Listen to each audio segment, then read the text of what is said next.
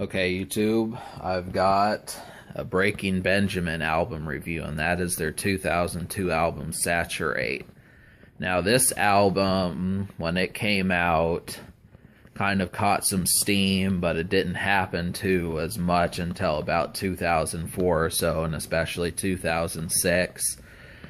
But Breaking Benjamin broke up for a little bit. The members got released from the band in like 2010, 2011 or so, and like Benjamin Burley, the vocalist of the group, he had some illnesses. So, but back in 2002, they were kind of building steam, and I noticed with this album in particular that they kind of blur the lines between nu metal and alternative metal. But then the third genre on this project is post-grunge. So really, out of 11 or 12 songs, this album is pretty intense. It definitely has its hard and rough moments. But the thing is that really the amount of singles known from this project is really about 2. So this is kind of the thing, this is a good place to start, but it's obviously not their most known project. So that, as I listened to it, I definitely wanted to start with this just because I appreciate nu metal as much as I do, and I wanted to see how they put their spin on it. So songs like Polyamorous, that one sounds just like something you'd hear from Disturbed, or something you'd hear from Korn in some cases, something you'd hear from Slipknot and Mudvayne.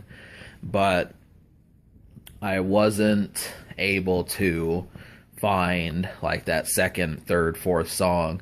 I mean, obviously it has the records, but it just doesn't have them in the single format, because the other thing, obviously if the first rock song doesn't chart like you expect it to, you have to, of course, change your angle. And the problem with doing that is if that doesn't work, your promotion for the album is pretty much sunk. So this is what happened, but they did manage to get 2 good hits. Polyamorous did chart pretty well, and after that it was Skin, which is kind of another song. It's not as rough as the first single, but it still stands as a song you could probably listen to in your backyard or something. These sorts of records that just have the manicness down. And the third single, which was Medicate, this is where it starts taking in alternative metal, and I did like that song, but, well, I guess there's not really a but to that. So out of 12 songs, I wound up liking 7. And I appreciated that this album was rougher, seeing as I actually did review their 2009 album, Dear Agony, but that was back in January, and I don't remember what I thought of it. So, thing about this is, back then, I wasn't paying attention to the singles as much, so I just reviewed it, and I said, these are the songs I like, these are the songs you need to hear. The difference between now and January is I know a lot of folks just go right for the songs off the radio versus just any song, and I think this is something wise to do, but whole thing is if you're looking for an album that is just top shelf, it's hard. Obviously I can't say that to you at this point in time, but with this album I can. And I do feel like it is a worthy purchase, and it's also in the talks for it. It's probably, I'd say, a pretty stellar album. It's definitely got more than enough hits. It just didn't have the promotion needed. It kind of fell short with just 2 hits off of it, and we were kind of itching for more. I don't even know if the song Medicate got a video release for it, but that was what happened. So, as far as the songs you need to hear off this project, they are Polyamorous, Skin, Medicate, I Wish I May, Natural Life, Home, and Water. All 7 of those, there are no almost songs this time. All 7 of them are hits, and I enjoy them. You will probably too, if you haven't heard them yet. I Wish I May is a great way to start this. That's a rough song. And Home is another hit right there. That one's probably one of the rougher songs on the album, besides Polyamorous. I also appreciated Natural Life and Water. So basically all 7 of the songs I mentioned are worthwhile to get.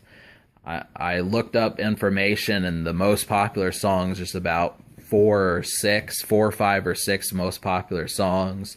But there's definitely, the first 5 songs on the album, there's really no stilling the momentum. And then there's a couple winners besides that. Like some rock albums do, there is that over 7-minute song at the end, but that doesn't really slow the progress. So this album will get a 7 out of 10, because 7 out of 12 is about a little bit above average, or should I say above average. But yeah, the social score I will give a 5.5, because it could have used more, definitely used more, well, not that it couldn't have used more promotion. It probably could have stood if that Medicate song would have charted. That's about the only thing. But I don't know why it didn't chart. That's like the main thing. Is it may just have been because people didn't like the song, the label didn't want to push it, it wasn't that good a song, the band didn't want to do anything. I'm not sure. It's mysterious. But there is that available 3rd song if you're interested. So can this record be topped? Probably it could have used maybe 1 or 2 more hits, but besides that, it's still, like I said, a stellar album. And the future Breaking Benjamin dropped an album in 2015, but they also took 6 years off between that. So as long as there's not any internal issues, I think we'll probably hear from them again. I'm looking forward to it, and this was a great debut.